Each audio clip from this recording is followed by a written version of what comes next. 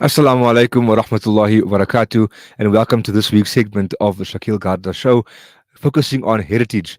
I'm based here in Johannesburg, and this afternoon we're going to be taking a look at the history of the Bukab, and specifically the first mosque, the Auwal Mosque of that community and of our entire country, and the people and personalities that shaped the history that today we appreciate as those who frequent masajid across the country today. Assalamu alaikum wa rahmatullahi wa barakatuh once again.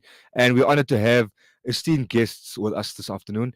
Buta Mogamat Groenewald, Buta Ebrahim Rhode, and Seehaam Samaai, all in their own right, activists, all in their own right, those who have delved and read and spent time understanding not only themselves and their deen, but also the communities that they are from and what shaped them to be and take the path that they have today. Buta Ibrahim, of course, being the senior amongst us. Assalamu alaikum wa rahmatullahi wa barakatuh. And we really are grateful to have each and every one of you on here this afternoon to talk about the history of the Bukab, in specific the Auwal Mosque, and how all other masajid in the country really take the history from the beginning of that masjid. And one cannot divorce the right to pray and the right to proclaim the adhan from the practice that took place in Bukab as well, and the politics that surrounded that community. So, without any further ado, Buta Ibrahim, please walk us through the history of the people that shaped that mosque, in particular the famous Sachi Fanakap, and perhaps her family, in as far as Buta Ibrahim is able to. And thereafter, of course, we'll move into the Bukab, into the mosque, and the history as it is today, inshallah. Shukran, Shakeel, for the opportunity at this very short notice. And if I should make mistakes, I ask Allah to forgive me. First and foremost, Sarsi van der Kaap is unique in the sense that to start with the whole thing, she created the first form of wakaf in the whole of South Africa. Now, how did this come about? If you look at the name Sarsi van der Kaap implies that she was born at the Cape.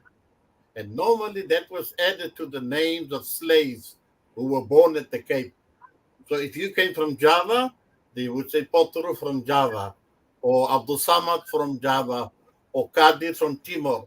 But if you're born at the Cape, it would be Abdul van der Kaap, which means he was a slave and born at the Cape. Now, she was born in 1770, and she died in 1847. That's a ripe old age of 77. Now, she was fortunate that when she was born, it was smack in the Dutch colonial period, when Islam was still banned. Islam was not allowed to be propagated publicly, nor to be practiced publicly, even no masajids.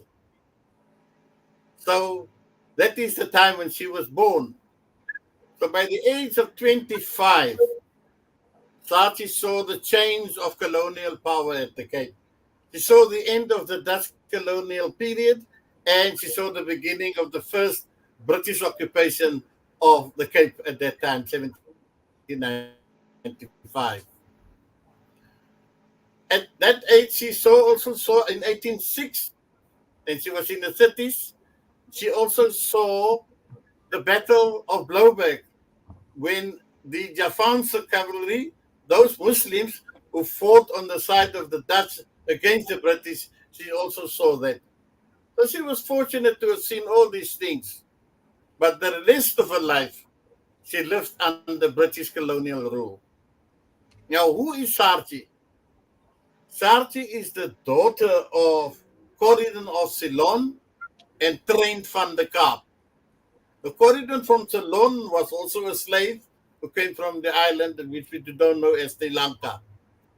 And I remember there was a time when there was some Jama from Sri Lanka here at the Fora Karamat, and they wanted to know, did the Muslims who came from Ceylon, did they play any role in the history of Islam? And I told them, you can be very proud, because Corridon himself and his daughter, they played a major part in the establishment of Islam there at the Cape. Right. Corridon There's also this unique, I would say, the unique person in the sense that he was one of the first Muslims who bought land in the Bukab. And here I'm most grateful to all the work done by the late Dr. Ahmad Davids. If it had it not been for him, and plus my own research, I wouldn't be on this program today. May Allah grant him a high place in Jannah. Amen. Ameen. Inshallah. Ya Rabbal Alamin. So, when Cordon eventually died in 1797, his wife, Train, she inherited the property. Now, Train herself was an astute businesswoman because, in addition to her property, she also had some sort of a lodge where she allowed slaves and other free blacks. Now, a free black is a person who had been a slave and is now free. When you say we're back online, but thing I'm the office now. We call this the graveyard shows and what we love. I'm not sure what the feedback is over there. Next on the agenda is Munir Bangi. We are getting okay. Bismillah, carry on with Ibrahim. Okay, no, fine. Maaf about that. So Sorry. anyway, Yes. so no, there's no problem. So she was a very astute businesswoman, and eventually, to cut the long story short, she sold the property to her daughter. Now, her daughter was married to one of the great imams of Cape Town, Imam Ahmad of Bengal. He was not the successor to Tuanguru, but he cared for the children of Tuanguru when Tuanguru died in 1807. And he only became Imam of the Auwal Mosque much later. I'll come to that later. But in any case, so here she's married to a luminary of Islam, and she grew up in the company. She still saw Tuanguru. She was fortunate to have married this Imam and to have seen and lived in the time of Tuanguru.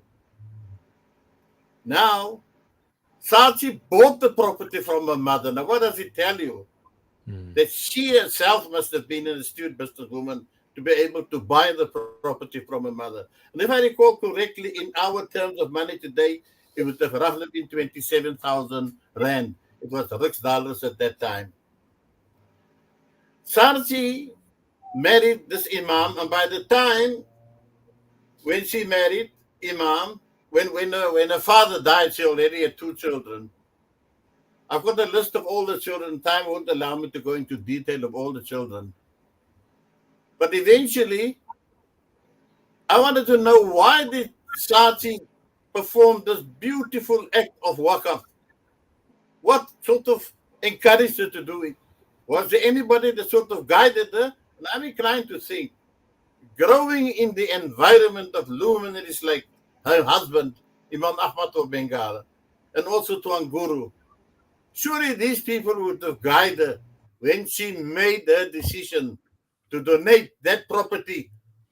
And it says in that she donated it for a Muhammadan kerk, for the masjid. And here comes the beauty of this first wakaf created by a woman by the name of Saatchi van der Kaap.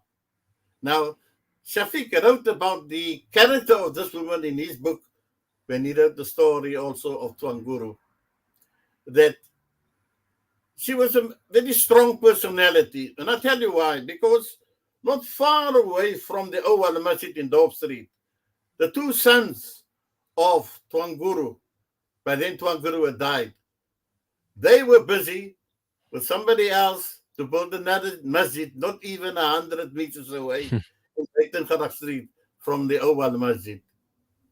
This upset this woman so much that she virtually excluded them as executors of her estate.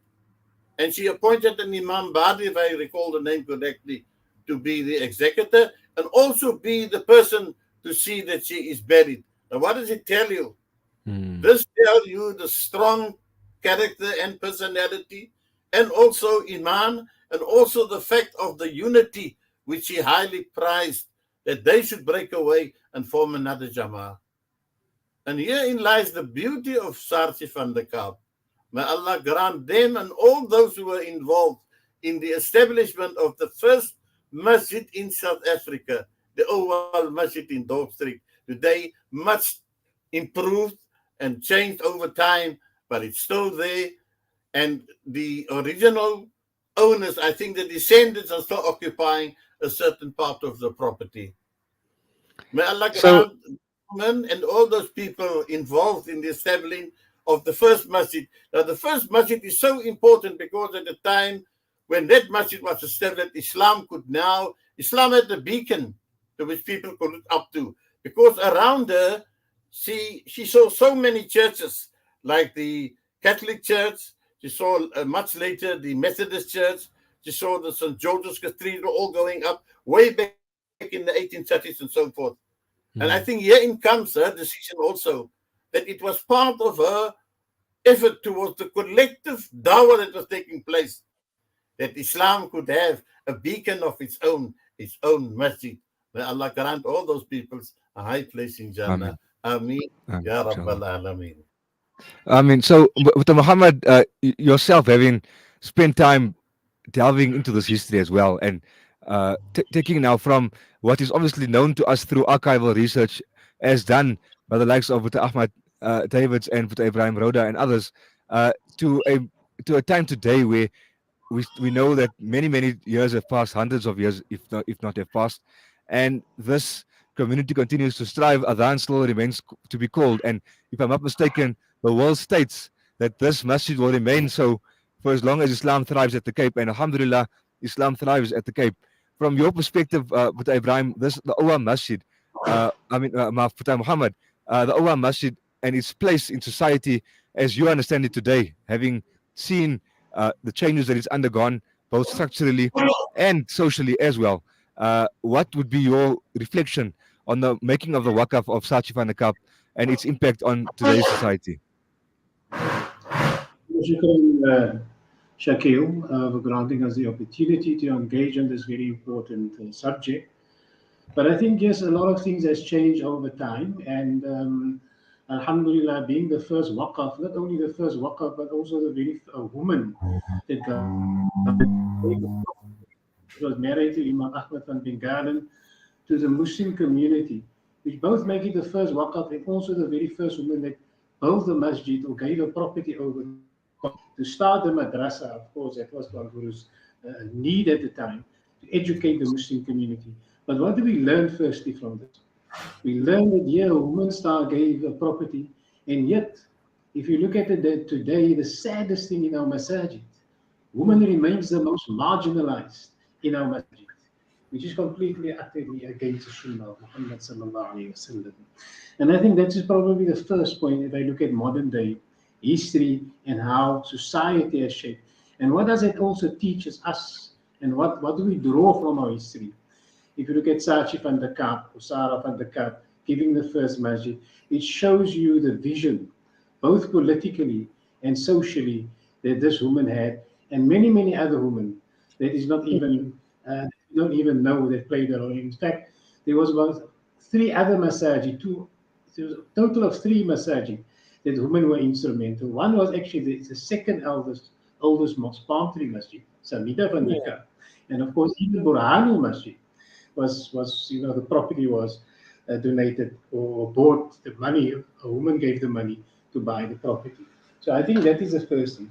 Coming in today, of course, as Burqa, one of the biggest challenges, and perhaps Seehaam can also elaborate on this, but a lot of things were started, the traditions of the Cape, in my view, was literally started. Ahmad Davids argued this in his book, Masajid the Burqa.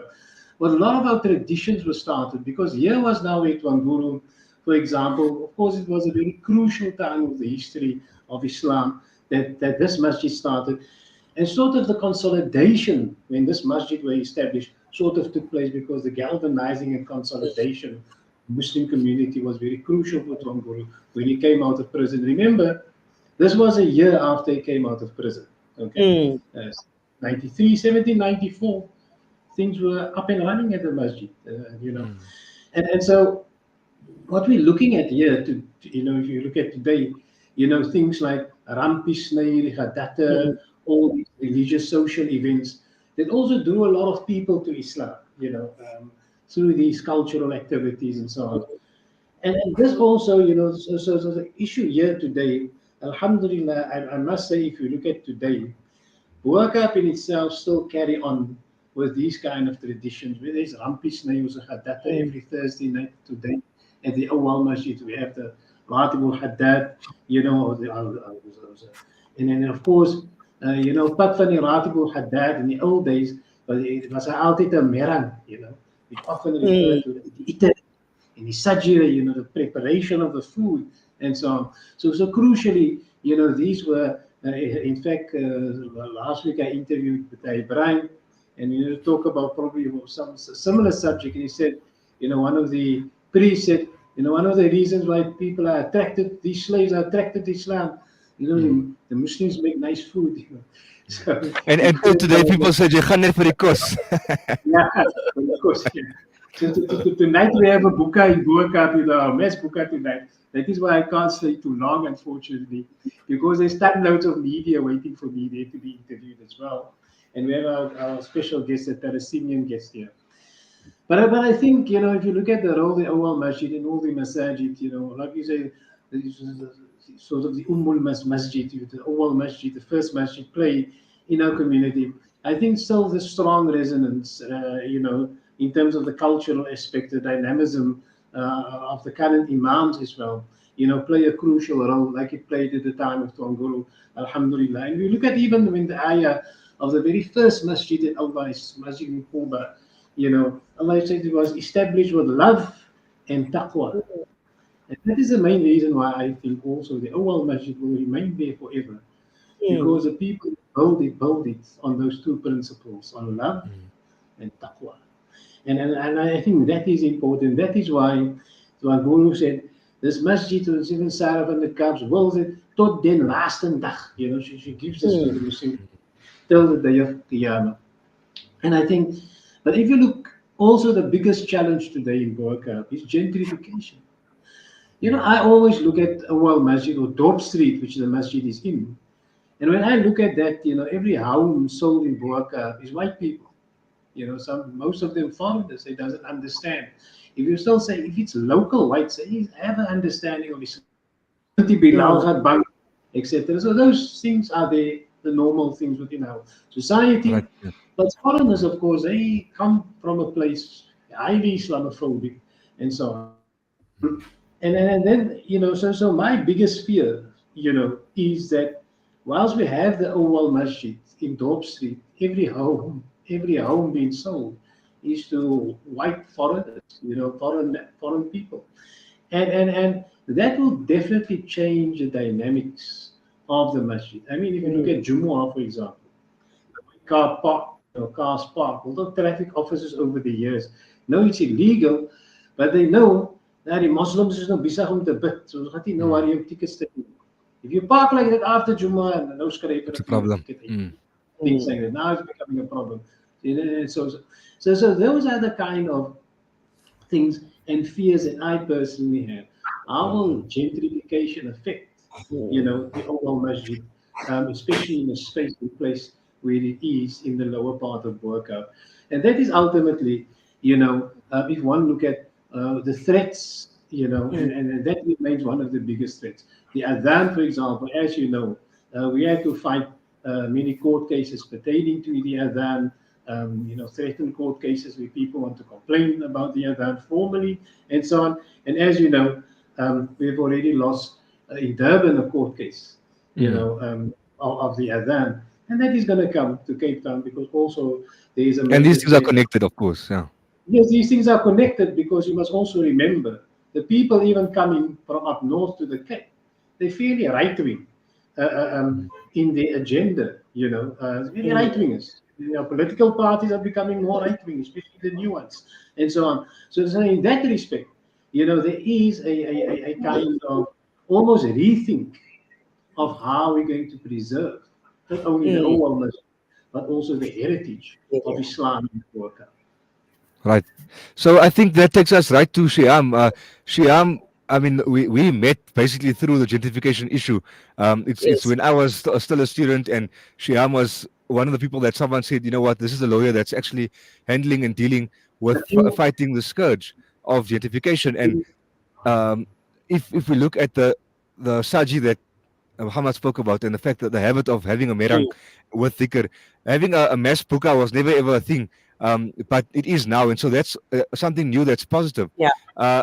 something of a clinging physically and visually and spatially to a history that's gone, but to a future that we all hope will remain. And I mean, from your perspective, perhaps one should ask, isn't there a need perhaps for the dawah of old that Buddha Ibrahim spoke about to be done now to those newcomers to the area Yes. that are obviously coming from all walks of life, for all parts of the Mm. country for different reasons, not necessarily to make their foot a nut and make salah, but to actually perhaps benefit from the economic opportunities that Cape Town poses, or as a retreat from their many years of working and maybe having generational wealth and now spending that at the Cape. Yes. How do we then respond to the likes of the fears that Muhammad has, which I know are not unique for many residents and even those outside of Bukab who have perhaps lived there once or appreciate the value of the area in terms of Islamic heritage? Yes. Shakeel, Yes. Shukran. Shukran Shakeel, again, Shakil. And also to all the listeners. Yes, you are correct. I mean, what do we do in terms of broader anti gentrification activities? As Muhammad has also indicated, education is very important. We need to understand where our history where we come from, and to be able to understand the rich history, for example, in terms of the Awal, and why is it that we broadly need to protect the heritage of the Awal, which includes, for example, the Adhan. I mean, I know we just briefly spoke to it, but I think it's important that people know that the property, as he indicated, was owned by a woman. It was given to her by her father, which historically, I mean, we also know in South Africa, women could never own property, firstly. Secondly, women couldn't not even inherit property. Mm. Thirdly, couldn't put property in their will. And here you had in the 18th century, you had a woman and her mother who actually were former slaves, and they became the property owners. And obviously, it first went to Sarki van die Kaap's mom, mother, Trin, and then thereafter it went to her. And so, as Muhammad has indicated, it shows a very, very rich history. It shows that women are free. Women in Islam can make decisions. It also reflects that women in Islam can keep their property, which is given to them in terms of inheritance. And people need to understand that. Women in South Africa only moved from the marital property of their husbands in the 80s. And Mm. we need to be able to bring about, that slave oral history and make it part of South Africa. I think many people still see it as separate, but we need to be able to see that Tuan Guru, for example, put many rules down in relation to slaves. Slaves that became Muslim had to eventually be released. It drew many people to Islam on different levels, not just because they can become free slaves, but also in terms of the teachings. And I think that remains inculcated in the Boerkap area. How we treat people, how do we treat people who are less disadvantaged, the homeless, etc. And I'm going to speak to you about this quickly, and I hope that you'll be able to just see the track where I'm going. So many people come into Boerkap. We have a range of people, but I'm going to speak about artists, for example. And so you have artists that come into the area that thinks that Boerkap is a clean slate, that we don't actually have our own history, art, whatever that might be, that's inculcated in our oral history. But they are too lazy, or they just think that, like I said before, Boerkap just existed. And so recently, there was an artist, for example, that brought in, even though he indicates it's different, I don't think that the people in Boerkap knew up until the Boerkap Collective indicated that where he gets his inspiration from is from the VOC, which is the Dutch colonizers. Oh And I my. think Okay. we need to be very clear around what narratives we put out there and what we want reflected. And so you have these people coming in saying, oh no, we painted our neighbor's house, we made it beautiful, but beautiful for who? Beautiful for tourists? Because at the end of the day, he placed this on his Instagram and then simultaneously bought into a broader Instagram page which speaks to the real Boerkap that only reflects us as criminals. So when you do place these two together, you can see gentrification beginning because it speaks to an image of what people that come in project what they want to see in the area. And so if they can't maintain it, they bring in the SIDS, they bring in private security, they bring in a range of things which pushes up not just value, but pushes up the rates and the cost of living within the particular area, which means that people will move. And so we need to be very careful when we consistently say Boerkap is a crime-ridden area. Crime-ridden for who? What and we need to be able to see how does that feed into broader gentrification. So maybe if they read the book of Ahmad Davids, which I believe maybe every person that possibly sells their home must sell it with this particular book. It gives you the history of all the mosques, the people in, and also it starts narrating or bringing about that oral history and put it down on paper. And I do believe every young person in Boerkap must read the book of Ahmad Davids. It gives you a rich history from the 17th century, 1790 right through. And it gives you a lot of pride to be able to see where does the fire of Boerkap really come from? Where does the passion come from in terms of, our identity, in terms of who we are, in terms of fighting for our area, and also to be able to ensure that the rich history of Tuan Guru and all those that have come after him, Ahmad van Bengal, etc., Sarki van die Kaap, her mother, the children, even Jan van Boogies, in terms of Palm Street Mosque. We need to be able to understand who are the shoulders that we are standing on and what is it that we need to preserve. And I think importantly also to look at not just history as something that is in books or on the walls of a museum, but something that's lived. And when you look Yes. at the likes of Ubaidullah Khairuddin, who recently decided to go and turn the walls of Boerkap that are so attractive to tourists because it's a clean slate, like you say, and om het mossig te maak with a flag of Palestine as a middle finger to the obviously oppressive Zionist regime, I think is on the flip side what was mentioned now, the Facebook page and the whitewashing of Boerkap. On the flip side, here is a resident of the area who has taken in his own hands amongst his colleagues and peers to dirty their hands quite literally and change the face of the area for a time, whether this will be whoever, whether this will be only for now, whether this will be for while we call for a free Palestine, one will have to see. But no photo of Boerkap will ever be the same because any selfie that you take, any picture that you take will now have somehow a symbol of Palestine, whether it's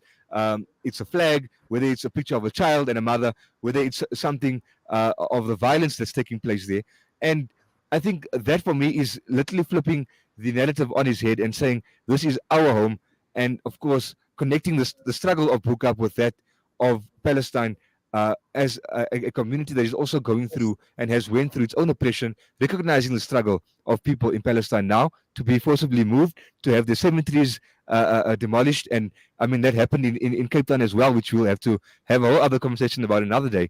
But I think but Brian, the research that you have done and understanding the community, I mean, the time that you lived in and the time Seehaam lives in, Boerkap is a different place. I mean, I would imagine Ramadan looked very different for yourself coming from the Strand to visit to what Seehaam experiences today. And that is why I say we need to look at how to embody the values that existed and not for it to just be something of the museum. But Buta Ibrahim, because time is almost at an end, I'd like to ask your final comments and remarks for the community of Bukap and for mosques in general as they are being established. I live in Johannesburg. Many communities move into new areas that used to be closed off to people of color, and now mosques are being established. So new histories are being written, and in many ways reminiscent of the likes of Sachi Fanakap, and in many ways not, because in many ways women remain excluded from the narrative. So what is your final comments, and then we'll get Seehaam's as well before we conclude, Yes. inshallah. I want to latch on to what Seehaam just said about the book of Ahmad Davids. I think here our madaris can play a prominent role, that in their syllabus they should include that history of all those, not only of Tuan Guru and Ahmad Bengalen, but all those imams who laid the foundation and established a new social order based on the teachings of Islam there at the Cape. And here, not only in Madaris, but we should also get this history into the curriculum of our secular schools. And then we did something similar in the Strand by using the grade 11s of Madrasa to Raja on Heritage Day. We have a little book published, How the Community Was Established way back in 1822. Also from an imam that came from the Auwal Masjid under the guidance of Imam Ahmad of Bengala. And every year we gave the grade 11s, give a free copy to the grade 12s of our community so that they can be aware and be reminded and honor the beautiful heritage that our forebears established here at the Cape. And to that, I hope that those who are in Madaris, they are listening to this program and try to implement the suggestion by Seehaam so that we can get our youngsters and everybody to be aware of the beautiful heritage of Islam, especially I would call the Bukab the cradle of Islam here at the Cape. Although it was started with Sheikh Yusuf, but it was short-lived. But they saw to the continuity that today we are still sitting here in the Bukab, but with a lot of challenges. And shukran Definitely. for the time. Wa And alaikum Seehaam, salam. any final words from yourself? Yes, I'm just going to say I love what the speaker has said. It needs to come in our curriculum. Reason being, the Indonesian archipelago, or the diaspora in particular, also feeds into our broader history of South Africa, and it's what they call slave history and slave memory, and we need to be able to incorporate that so that people can have a much more holistic view of where we come from and also how unique we are also within South Africa, and to be able to ensure that our children know that we come from a beautiful, rich history, and that it's people that have fought for freedom, and people that have fought for the injustices have also ensured that there is property that is given to the most vulnerable as well as women. And may all those women, all those children, and all those vulnerable always find a home in the likes of the Bukap and see a return back to places where they were forcibly removed when the city of Cape Town finally decides to fully settle District 6 and its inhabitants, inshallah, and the many areas Inshallah. across the country that remain eyesores in Johannesburg as well, and other parts of the country that are unused, underutilized, and remain a reminder of the unnecessary forced removals of our people from wherever they were to where they are today. And with that, I say wassalamu alaikum wa rahmatullahi wa barakatuh. By terima kasih, shukran to both of you and to Muhammad in his absence. And we look forward to further discussions and further prayer for this community and the legacy of Islam and Masajid in this country. Wassalamu alaikum wa rahmatullahi wa barakatuh. We'll be taking an air break. When we come back, we'll speak to Zainul Kaji from Awqaf South Africa to discuss the future of Waqaf in our country. And thereafter, we'll be visited with Buta Saban Solomon from Simonstown originally to walk us through the history of the Lagos and Pujis that emanated from that area. Wassalamu alaikum wa rahmatullahi wa barakatuh. Stay tuned and don't leave, inshallah.